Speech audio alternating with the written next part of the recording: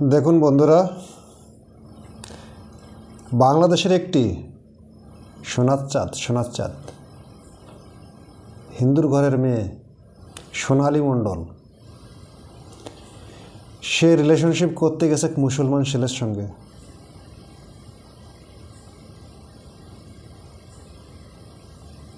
Relationship করেছে সে বন্ধু থাকলে ঠিক আছে, সদ ইচ্ছায় তার বেড়ে গেছে, তার সঙ্গে সম্পর্ক করছে। দেখুন তার ভিডিও একটু। তো বন্ধুরা, আমি আমার একটা বাজে ভিডিও কিছু 13 তারিখ থেকে সোশ্যাল মিডিয়ায় খুবই পরিমাণে ভাইরাল হচ্ছে। তো ভিডিওটা আমি খুবই লজ্জিত। অ্যাকচুয়ালি ভিডিওটা আমি করার কারণ ছিল আমি আমার বয়ফ্রেন্ড একটা রুমে ছিলাম, আমরা টাইম স্পেন্ড করেছিলাম, তো সেইভাবে মজায় আমরা ভিডিওটা করেছিলাম। তো করার পর সেই ভিডিওটা তখন সোশ্যাল মিডিয়া আমাদের খুবই কাছের একটা বন্ধু আমাদের সাথে বেইমানি করে ভিডিওটা ভাইরাল করে দিয়েছে। এটা দেখে নিশ্চয়ই বুঝতে পারছেন ও নিজের ইচ্ছায় কাটাবাড়া নিতে গেছে। খুব শখ হয়েছে ওর। সেটা জারি ওখানকে বাকি হিন্দু সমাজের কলঙ্ক না কিছু বলিয়া খানকে ম্যাগি আবার এখন ছাপাই দিচ্ছে যে বেড শেয়ার করতে গেছি। খুব চুলকানি উঠছিল, তাই না? খানকে ম্যাগি না কিছু বলিয়া এখন বলছিস যে আমি এফআইআর করেছি ওর নামে। এই বাংলাদেশে তোর এফআইআর করায় কী হবে রে? কী হবে? তুই সুইসাইড করে মরবি, ওর কিছুই হবে না, উল্টে তোর মা বাবাকে জেলে যাবে। শালা জারু মাগিনে কিছু বলিয়া আবার তার সাংবাদিক সম্মেলন করে আবার বৈঠক চলাচ্ছে। হ্যাঁ দেখুন, বৈঠক চোদানে ভাব দেখুন, ওর কথাবার্তা ভাব দেখুন। এই ভিডিওটা একান্ত আমার পার্সোনাল ভিডিও ছিল। আমার ফোন থেকে আমাদের খুব কাছেরই বন্ধু রুবেল নামে একটা ছেলে সেই ভিডিওটা চুরি করে নিয়ে দীর্ঘদিন আমাদের ব্ল্যাকমেল করেছে। ব্ল্যাকমেলের আমরা শিকার হইনি। তো এখন আমরা দুজন অন্য জায়গায় কাজ করতে যখন চলে এসেছি তখন ওই ভিডিওটা পোস্ট করে দিয়েছে। তো আমরা ভাবতেও পারিনি ভিডিওটা সে পোস্ট করবে। আর পোস্ট করার কারণে আমার পাড়া বা আমার এলাকা, আমি যেখানে পড়াশোনা করি কোথাও আমি মুখ দেখাতে পারছি না। আমাদের পাড়া থেকে আমাকে বলেছে এই মেয়ে যেন ঘরে না ঢোকে। তো আমার মুখ দেখানোর মতো কোনো জায়গা নেই। আমি যদি পরবর্তী গেলে সুসাইড অ্যাটেন্ড করি তো তার জন্য পুরোটাই দায়ী হবে রুবেল।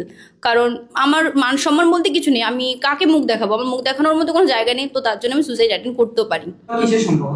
শফিকের সঙ্গে আমি রিলেশনশিপে আছি। কতদিন থেকে আছো? 1.5 বছর।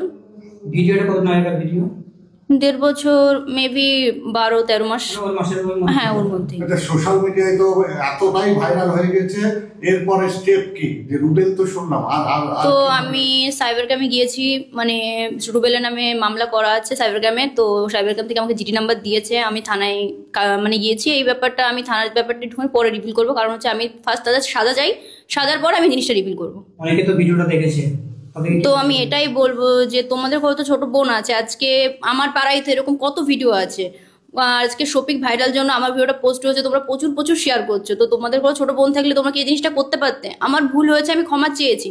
আর এটা আমাদের একান্তই পার্সোনাল ভিডিও ছিল। কেউ ভুল করে বলো, সে ইচ্ছা করে প্ল্যান করে পোস্ট করে আমার মান সম্মান নিয়ে খেলা করেছে। তো তোমরা এই জিনিসটা শেয়ার করো না, কারণ আমার আর বেঁচে থাকার মতো কোনো রাস্তা থাকছে না। আমি এর বিরুদ্ধে সুসাইড অ্যাটেন্ড করবো, এটাই তোমাদের বলে রাখছি। আপনারা সকলেই জানেন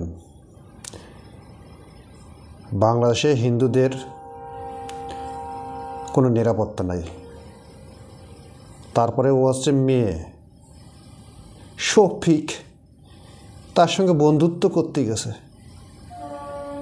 বন্ধুত্ব করেছে ও পর্যন্ত থাকলেও ঠিক ছিল, এ আবার শখ করে বেড শেয়ার করতে গেছে। এইখানকে ম্যাগে হিন্দু ছেলের কি অভাব ছিল? তোর অত চুলকানি উঠছে। জারু ম্যাগে না কিছু বলিয়া তোর কারণে তোর মা বাবা আজকে ধ্বংস। তুই তো মুখ দেখাতে পারছিস না, ঠিক আছে। তোর মা বাবা কী করছে এখন? তোর মা বাবার মুখের দিক যায় একটু তাকাই দেখবে তাদের কী অবস্থা হয়েছে। শালা জারু আমাকে না কিছু বলিয়া।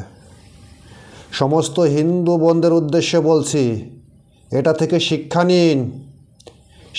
নিন। ওদের থেকে দূরত্ব বজায় রেখে চলুন, না হলে বাঁচতে পারবেন না একটাও।